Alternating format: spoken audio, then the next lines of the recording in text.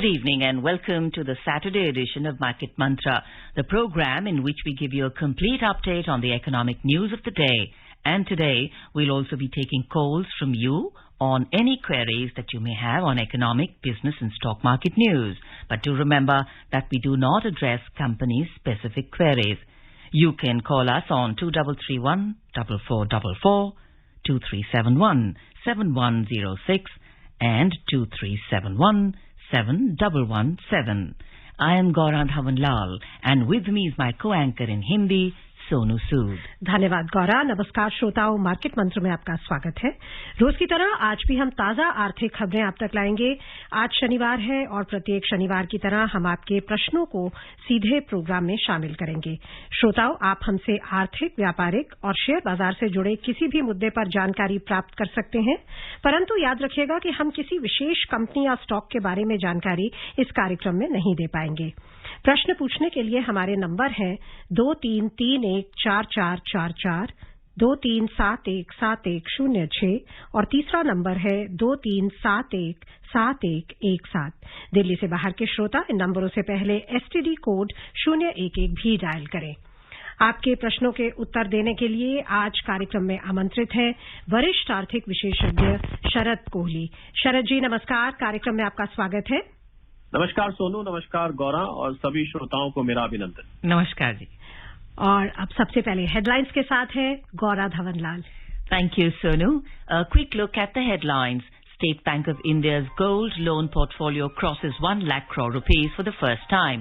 Country's foreign exchange reserves rise $2.7 billion to over $593 billion in the past week. And on Wall Street, the Dow climbs 1.1% ahead of the beginning of the second half of the year. State bank of India का gold loan का portfolio पहली बार 1 लाख करोड़ रुपए के स्तर को पार कर गया है। देश का विदेशी मुद्रा भंडार पिछले सप्ताह के दौरान 2.7 अरब डॉलर की वृद्धि से 593 अरब डॉलर के ऊपर पहुंच गया। और वॉल स्ट्रीट में वर्ष की दूसरी छमाही की शुरुआत के पहले दिन डाउ सूचकांक 1.1% बढ़ा।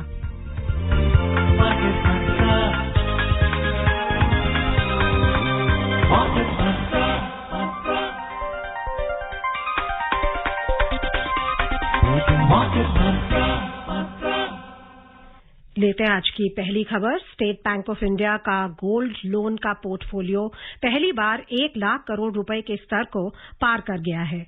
बैंक ने व्हाट्सएप बैंकिंग शुरू करने और 20 लाख रुपए से अधिक की परिसंपत्ति के प्रबंधन के लिए नई व्यापार श्रेणी शुरू करने की भी घोषणा की है। स्टेट बैंक ऑफ इंडिया की स्वर्ण ऋणों में लगभग 24% बाजार हिस्सेदारी है। बैंक इस श्रेणी में वृद्धि के प्रति उत्साहित है क्योंकि बढ़ती मुद्रास्फीति के बीच परिसंपत्ति की ये श्रेणी निवेशकों को एक सुरक्षित निवेश विकल्प उपलब्ध कराती है। क्या कहेंगे आप शरद जी, जो ये गोल्ड लोन पोर्टफोलियो में वृद्धि हुई है स्टेट बैंक ऑफ इंडिया के, इसको आप कैसे देखते हैं? हम आमतौर पर मानते हैं कि जो सोना है वो एक अनप्रोडक्टिव एसेट होता है, लेकिन इस तरह से आपको लगता है कि उसका फायदा उठा रहे हैं जो उपभोक्ता है?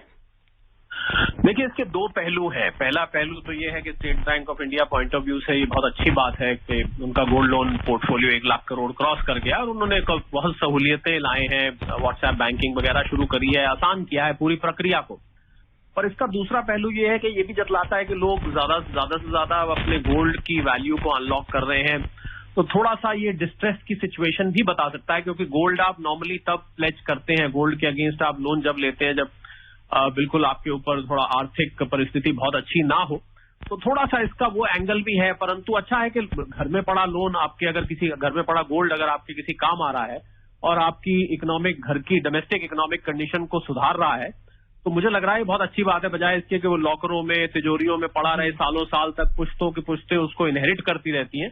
अच्छा एक ट्रेंड है, मुझे लग रहा है कुछ निजी कंपनियां इसमें पीछे आगे आई थी, उन्होंने थोड़ा लोगों का जो एक संकोच था वो खोला और अब लोगों को गोल्ड के अगेंस्ट लोन लेने में उतनी हिचकिचाहट नहीं होती है। लोगों को ये भी लग रहा है कि लोन, गोल्ड की प्राइसेस आगे अगर बढ़ेंगी तो हमें उससे लाभ होगा, गोल्ड हमें रखना बजाय बेचने के। मुझे लग रहा है एक अच्छा विकल्प है, क्योंकि थोड़ा गोल्ड से अटैचमेंट भी होती है, तो बेचने में भारतीय परिवारों को थोड़ा सा महसूस होता है कि गोल्ड बिक रहा है, मतलब कुछ गड़बड़ है, तो वो लोन लेना उनको लगता है कि गोल्ड हमारे रहेगा, प्लेज रहेगा बैंक के पास। जब हमारा लोन रीपे हो जाएगा, हम अपने गोल्ड को वापस ले सकते हैं। Sharat ji, we welcome Mr. Bharat Bhushan from Delhi. Bhushan ji, please ask your question. जी नमस्कार मैडम, दोनों मैडम को ही। जी नमस्कार। और सर का नमस्कार है। नमस्कार सर, मेरा दो प्रश्न, एक प्रश्न ही है आज के लिए, और एक सर आपकी थोड़ी क्या कहते हैं सभी श्रोताओं के आपका धन्यवाद व्यक्त करना चाहूंगा सर, क्योंकि आप इतने सरल और सटीक तरीके से भाषा में समझाते हैं चीजों को। शायद गूगल भी इतने जल्दी आपका आंसर ना दे पाए जितने जल्दी आप विभिन्न तरह के सवालों का जवाब देते हैं। सवाल पूछे भारत जी। हाँ सर, मुझे थोड़ा विस्तार में बताएंगे सर कि 30 DA में किसी भी स्टॉक का हम कैसे निकालेंगे, क्या कैलकुलेशन मेथड होती है, बस इतना ही बता दीजिए। धन्यवाद सर। DA में भारत भूषण जी, पहले तो आपका बहुत बहुत शुक्रिया। आपने हमें खुशी हुई कि आपको कार्यक्रम पसंद आता है। जब आप पसंद आते हैं, 30 DA में डेली मूविंग एवरेजेस को बोलते हैं। DMA का आप अर्थ समझ लें, उसी से आपको समझ में आ जाएगा। तो क्या होता है, मान लीजिए आज हम 2 तारीख में बैठे हैं, तो अगर हम इस 2 तारीख से पिछले 2 तारीख तक का जो भी प्राइसेस रही हैं शेयर्स की, इस 30 दिन का हम निकालें तो हमको 30 DA में मिल जाएगा। अब क्या होता है, जैसे मान लीजिए अब सोमवार का दिन आ गया, तो फिर वहां से 30, तो क्या होता है 30 DA में ये मूव करता रहता है, क्योंकि आप जिस तिथि को 30 DA में या डेली मूविंग एवरेज कैलकुलेट करेंगे, इसीलिए इसको मूविंग एवरेज कहते हैं, क्योंकि दिन ब दिन जैसे जैसे दिन आगे बढ़ता है तो वो एवरेज, तो 30 दिन की औसतन प्राइस जो होती है, उन 3 दिनों की जो एवरेज प्राइस होती है, उसको हम डेली मूविंग एवरेज कहते हैं। और ये काम आता है टेक्निकल एनालिसिस में। ऐसा माना जाता है कि जब DMA से शेयर नीचे जा रहा है, 20 डेमा हम लोग बोलते हैं, उससे या 200 डेमा 100 डेमा से नीचे जा रहा है, तो एक थ्रेश होल्ड को ब्रेक करता है।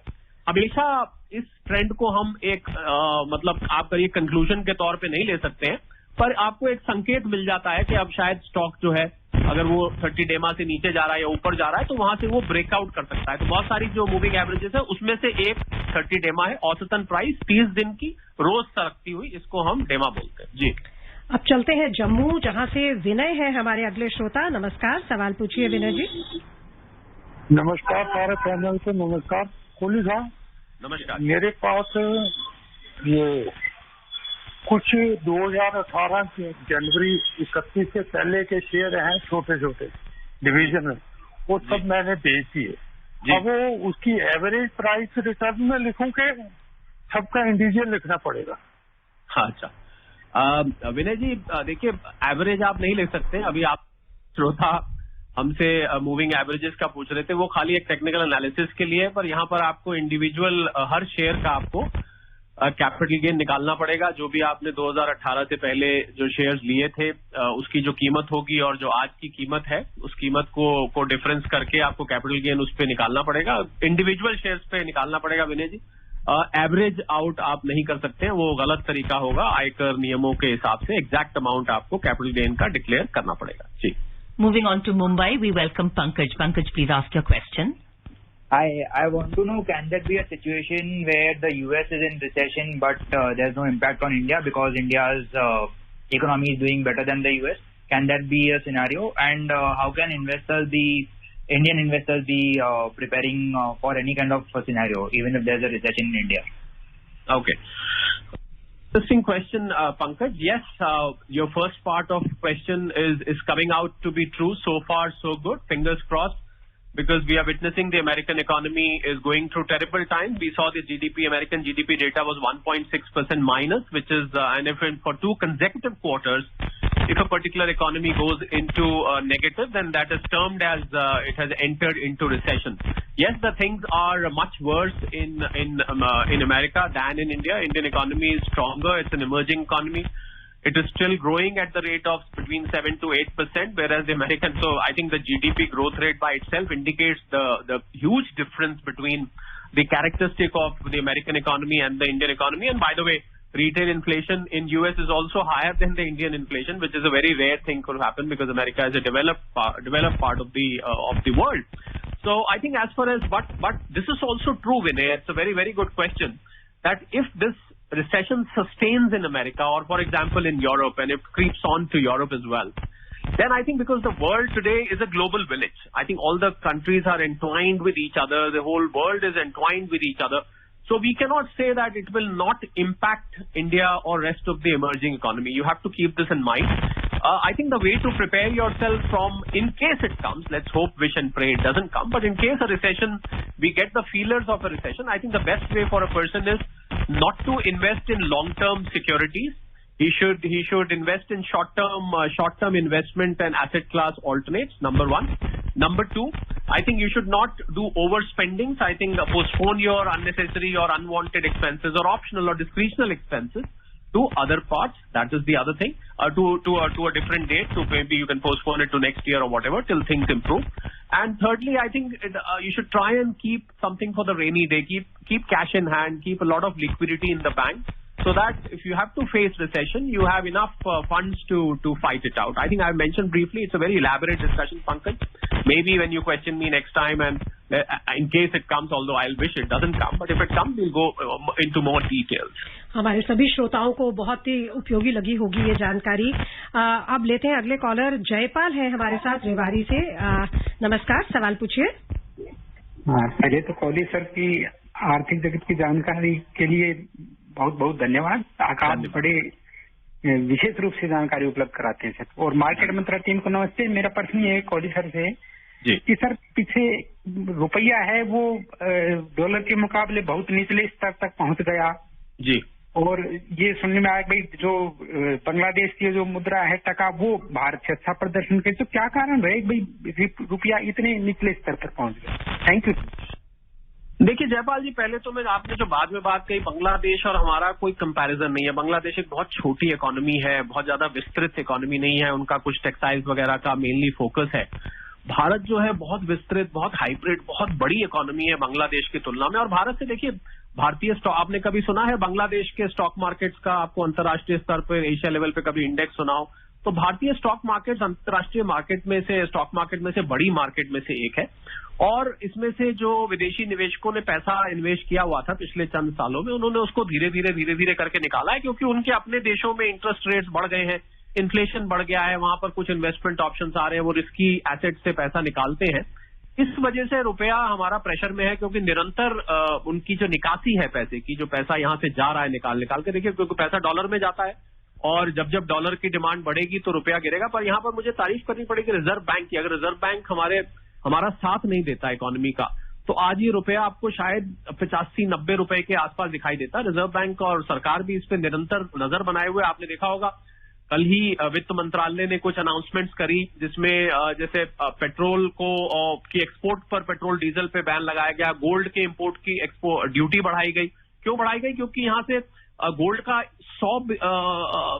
106 के करीब गोल्ड का जो है पिछले महीने का टोटल इंपोर्ट है, $106 मिलियन का।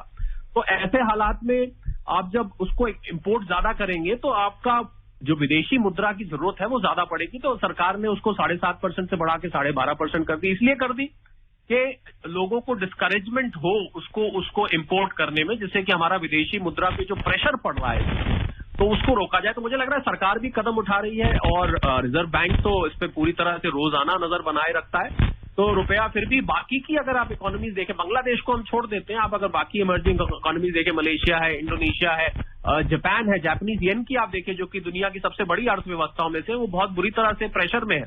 तो उसके मुकाबले भारत की करेंसी अभी भी जयपाल जी मैं कहूंगा कि तुलनात्मक दृष्टि से, रिलेटिव टर्म्स में जिसको हम कहते हैं, फिर भी औरों से बेटर है। पर हाँ, गिरता हुआ रुपया एक चिंता का विषय है आर्थिक पॉइंट ऑफ व्यू से, और इस पे सरकार उम्मीद करता हूं कि नजर बनाए रखेगी, रिजर्व बैंक भी नजर बनाए रखेगा, और इसको समय समय पर जब मौका लगेगा इसको रोकने की कोशिश करेगा। We now welcome Hasmukh ji from Mumbai. Hasmukh ji, welcome. Please ask your question. Good evening market Mantra. Good evening. मेरे दो प्रश्न है। एक प्रश्न ये रिजर्व बैंक ऑफ इंडिया और जो अपनी हिंदुस्तान की गवर्नमेंट है वो काफी कुछ स्टेप्स लिया है, supply side inflation, supply side constant है उसको निकालने के लिए, पॉइंट नंबर 1। तो आपके हिसाब से और कौन से स्टेप बाकी है जो आने वाले हैं? क्वेश्चन नंबर 2, FIIs लगातार बेच रहे हैं, तो क्या अभी तक और उनके पास कितने शेयर्स बचे हुए हैं, तो कि वो और मतलब हमें डर रहे हैं कहीं ऐसा तो नहीं हो तो जीरो करके जावे? Thank you. चलिए हसमुख जी, आपने पूछा कि अभी और कौन से स्टेप्स सरकार ले सकती है। देखिए, जो स्टेप्स लिए जाते हैं वो जरूरत के हिसाब से लिए जाते हैं। जैसे अभी आपसे पहले श्रोता को मैं बता रहा था, जब सरकार ने देखा कि गोल्ड का बेतहाशा इंपोर्ट किया जा रहा है। और गोल्ड कोई ऐसी कमोडिटी नहीं है जिसके बिना हमारा गुजार नहीं हो सकता, वो कोई धान या गेहूं नहीं है, या कोई खाद्य तेल नहीं है जिसके बिना हमारा गुजारा नहीं हो सकता। तो उस पर सरकार ने आपने देखा कि कदम उठाए, पेट्रोल डीजल के एक्सपोर्ट पर रोक लगाई, बहुत सारे ऐसे कदम रिजर्व बैंक भी टाइम टाइम पर उठाता रहता है। और सप्लाई चेन डिसरप्शंस की जहां तक बात है, मुझे लग रहा है पैंडेमिक के बाद बहुत जल्द हमारी इकोनॉमी ने बाउंस बैक किया है। और जहां जहां भी अड़चने आ रही थी सप्लाई चेन की, बाकी जहां जो हमारे बस में नहीं है वो है कि जो अंतर्राष्ट्रीय सैंक्शंस लगे हुए हैं, रशिया पर लगा हुआ है और ईरान वगैरह पे सैंक्शंस है, उन पे हमारा कंट्रोल नहीं है। पर भारत सरकार, मुझे लग रहा है जैसे हम रशिया से अभी ऑयल ले रहे हैं, जबकि हमको जो वेस्टर्न नेशंस हैं उन्होंने टिप्पणी भी करी थी कि भारत अभी भी ले रहा है, पर भारत के अपने इंडिपेंडेंट रिलेशन से। तो ऐसे कदम सरकार समय समय पर उठाती रहती है हंसमुख जी, जिससे कि और इस सिचुएशन पर डिपेंड करेगा कि क्या कदम उठाया जाएगा। दूसरा आपने FIIs का पूछा, FIIs कितना लगा रखा है, ये एग्जैक्ट क्वांटम ये कहीं भी अवेलेबल नहीं होता है कि FIIs ने कितना पैसा लगा रखा है। बाकी आपको ये जरूर बता सकता हूं कि जनवरी से जून तक, मेरे पास आज ही आंकड़ा मैंने निकाला है, 2,81,000 करोड़ निकाल चुके हैं। पर उसके बदले में हमारे जो देसी बॉयज हैं, जो हमारे डोमेस्टिक इंस्टीट्यूशनल इन्वेस्टर्स, उन्होंने 2,31,000 करोड़ का बाइंग करी है, जिसकी वजह से आज मार्केट यहाँ खड़ी है। वरना मार्केट आप सोचिए अगर ये ना बाइंग करते तो कहां की कहां चली जाती। ऐसा कोई पैमाना नहीं है कि कितना लगा रखा है। अगर ये निकालते भी रहे, हमें कोई इतनी विशेष चिंता की बात नहीं है, क्योंकि हमारे जो SIPs आते हैं म्यूचुअल फंड में, रिटेल इन्वेस्टमेंट आज बहुत बड़ी मार्केट बन चुकी है।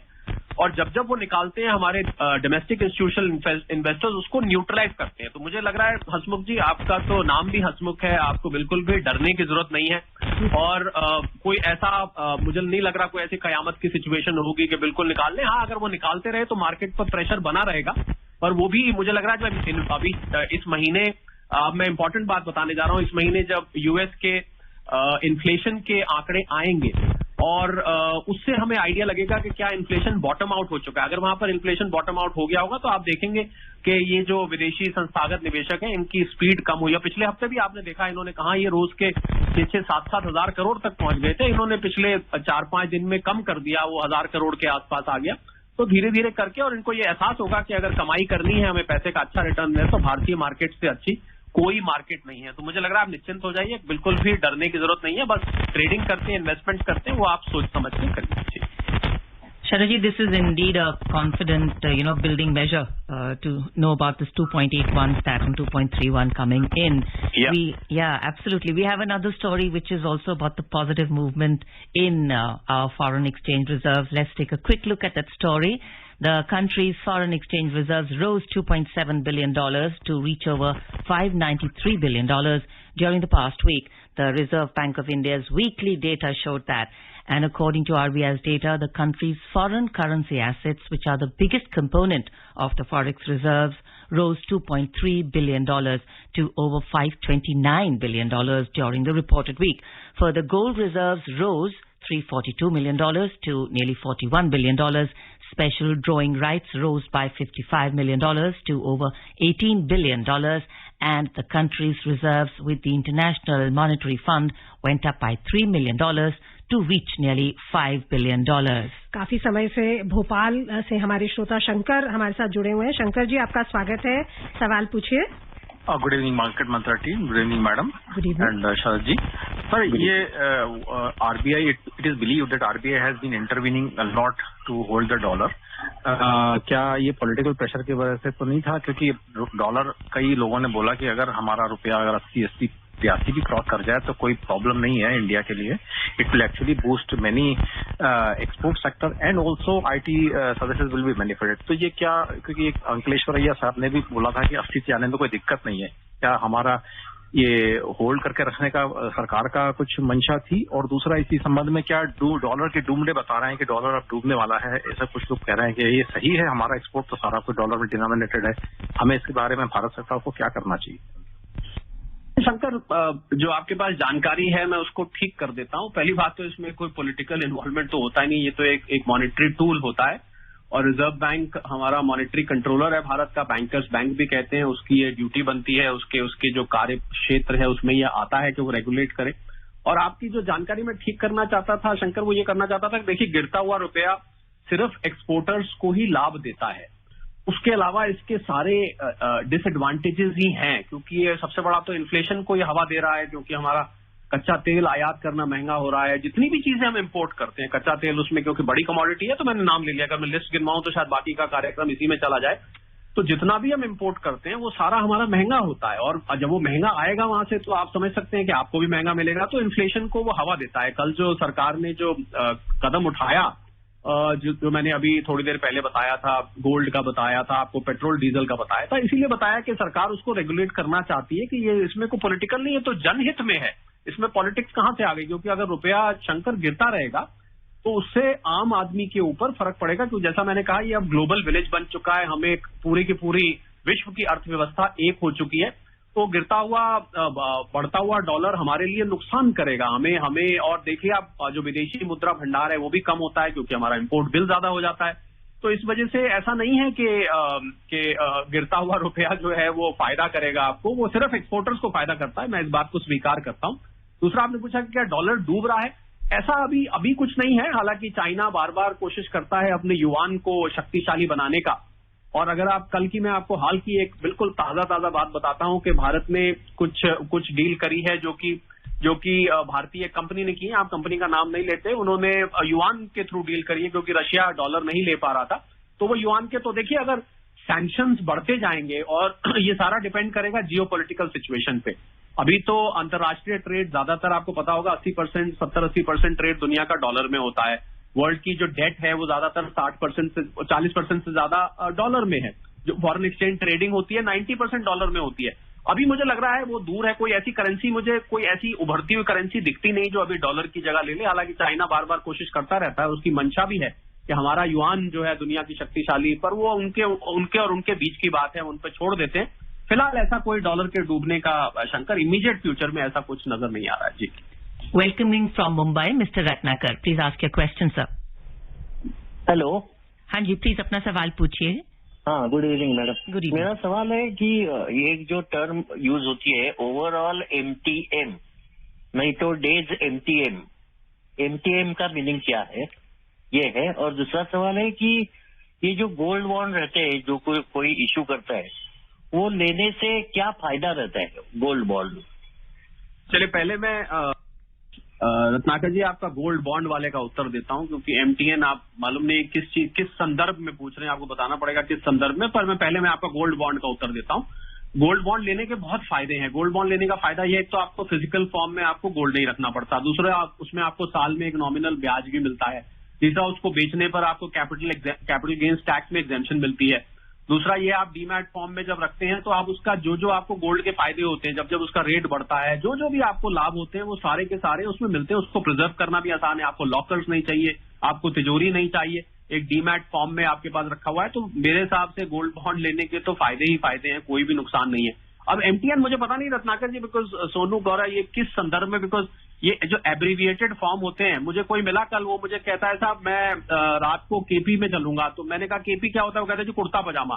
तो इसलिए ये किस चीज का एब्रीविएशन है, क्या कॉन्टेक्स्ट है वो बहुत, हाँ वो कॉन्टेक्स्ट आप बताएंगे तो मैं अगली बार आप करिएगा, आप कॉन्टेक्स्ट बताएंगे तो मैं आपको बताऊंगा किस संदर्भ में आप कमोडिटी मार्केट में, स्टॉक मार्केट में या इंटरनेशनल ट्रेड में आप किसमें MTM मार्क टू मार्केट वैसे होता है। मैं आपको बता दूं, मार्क टू मार्केट का होता है, अगर आप स्टॉक मार्केट का पूछ रहे हैं तो उसको मार्क टू मार्केट कहते हैं। मार्क टू मार्केट होता है कि जब आपका सौदा कैरी फॉरवर्ड होता है तो उसमें जो मार्केट का लास्ट रेट होता है उस रेट पे अपग्रेड करके वो कैरी ओवर किया जाता है। अगर आप ये MTM पूछ रहे थे तो वो मार्क टू मार्केट है, पर आप किसी और संदर्भ में पूछ रहे हैं रत्नाकर जी, आप तो रेगुलर कॉल करते हैं, तो हम अगले हफ्ते आपकी कॉल की वेट करेंगे कि आप संदर्भ हमें बताइएगा, तो मैं आपको बिल्कुल पिन पॉइंटेड उत्तर दूंगा। मेरा ख्याल है ये सोनू ये शेयर मार्केट का ही पूछ रहे थे, उसमें मार्क टू मार्केट उसको बोलते हैं। जी, सतीश है दिल्ली से हमारे अगले कॉलर। सतीश जी नमस्कार, सवाल पूछिए।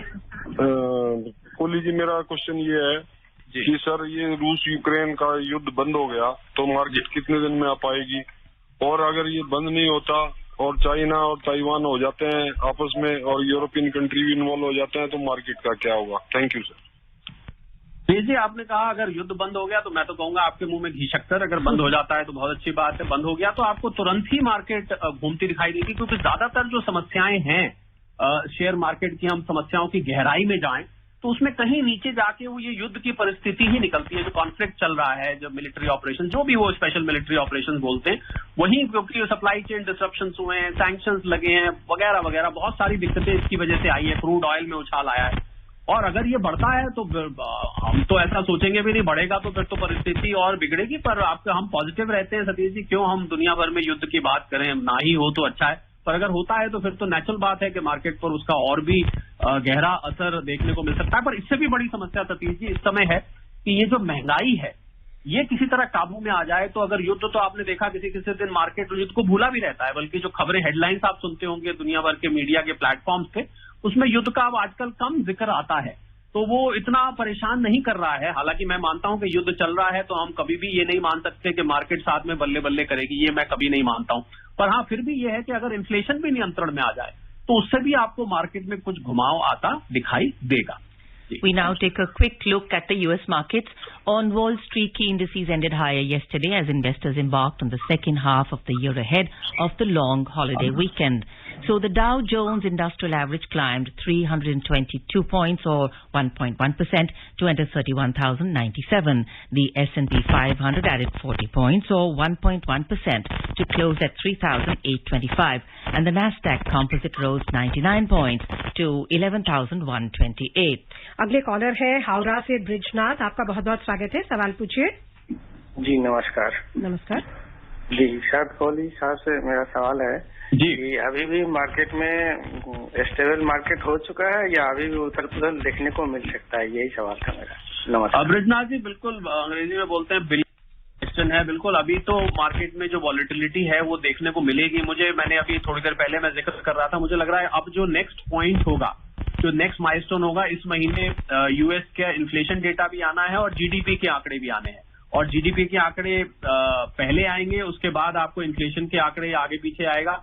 मुझे लग रहा है वो मार्केट की चाल, क्योंकि हम लोग ग्लोबल क्यूज आजकल ले रहे हैं, मार्केट दुनिया की चाल चल रही है, अमेरिका से यूरोप से हम क्यूज लेते हैं और अमेरिका की मार्केट को एक बेंचमार्क माना जाता है, मदर ऑफ ऑल मार्केट्स माना जाता है। तो मुझे लग रहा है इस महीने ये जो आंकड़े आएंगे ये निर्धारित के बीच में कोई घटना घट जाती है तो अलग बात है, पर वो निर्धारित करेगी। अगर किसी कारण से इन्फ्लेशन नीचे आ जाता है या थोड़ा सा भी 8.6% से इंप्रूव करता है, जिसकी वजह से फेड की मीटिंग भी इस महीने में है और फेड कहीं 75 बेसिस पॉइंट की जगह अगर 50 बेसिस पॉइंट भी बढ़ाता है तो मुझे लग रहा है मार्केट में एक मूड चेंज दिखाई देगा और वहां से मार्केट बिल्कुल आपको घूमता हुआ दिखाई देगा। तो इंतजार करते हैं। बाकी वॉलेटिलिटी आपने बिल्कुल कहा, उथल पुथल जिसको हिंदी में कहते हैं वो बनी रहेगी। आप देखते हैं मार्केट आजकल दिन में ही 200 पॉइंट ऊपर, 300 पॉइंट नीचे, 200 पॉइंट ऊपर। अब तो ये ऐसे हो गया जैसे कोई हम क्रेजी बॉल होती थी, रबड़ की, वो उछालते थे, छोटे होते थे, खेलते थे, वो बिल्कुल ऐसे ऊपर नीचे रुकती नहीं थी। कुछ इसी तरह मार्केट बिहेव कर रही है। जी हाँ, वॉलेटिलिटी बनी रहेगी जब तक कि कोई अगली खबर इसकी नहीं आती है। समय हमें इजाजत नहीं दे रहा कि हम और कॉलर्स को शामिल करें। महेश हैं दिल्ली से हमारे साथ। आपसे हम रिक्वेस्ट करेंगे कि आप हमें मंडे को फोन करके अपना सवाल पूछ सकते हैं। और हमारे पास करीब 25 सेकंड है। क्या कहेंगे आप नेक्स्ट वीक के लिए? आपको क्या लगता है, क्या आउटलुक है बाजार का? सोनू, नेक्स्ट वीक भी कोई खास मुझे बहुत ज्यादा बदलाव नहीं आता दिख रहा है। हालांकि कोई खबर आती है तो वो तो हमेशा ही राइडर रहता है और मुझे लग रहा है वॉलेटिलिटी निरंतर बनी रहेगी। क्रूड की प्राइसेस भी लगातार ऊपर नीचे जा रही हैं, गोल्ड की प्राइसेस ऊपर नीचे जा रही हैं और अमेरिका से नई नई खबरें निकल के आती हैं। पर जो ज्यादा बड़ा माइलस्टोन जैसा कि मैंने कहा वो रहेगा आपका अमेरिका के इन्फ्लेशन के डेटा और फेड की मीटिंग जो इसमें। बहुत बहुत धन्यवाद आपका शरद जी शामिल होने के लिए और सभी श्रोताओं का भी धन्यवाद इतने उत्साह के साथ इस कार्यक्रम में भाग लेने। Absolutely. Thank you, Sharad ji. And now, before we close, a quick reminder of the headlines. State Bank of India's gold loan portfolio crosses 1 lakh crore rupees for the first time. Country's foreign exchange reserves rise $2.7 billion to over $593 billion in the past week. And on Wall Street, the Dow climbs 1.1% ahead of the beginning of the second half of the year. And that's it in this edition of Market Mantra. Namaskar.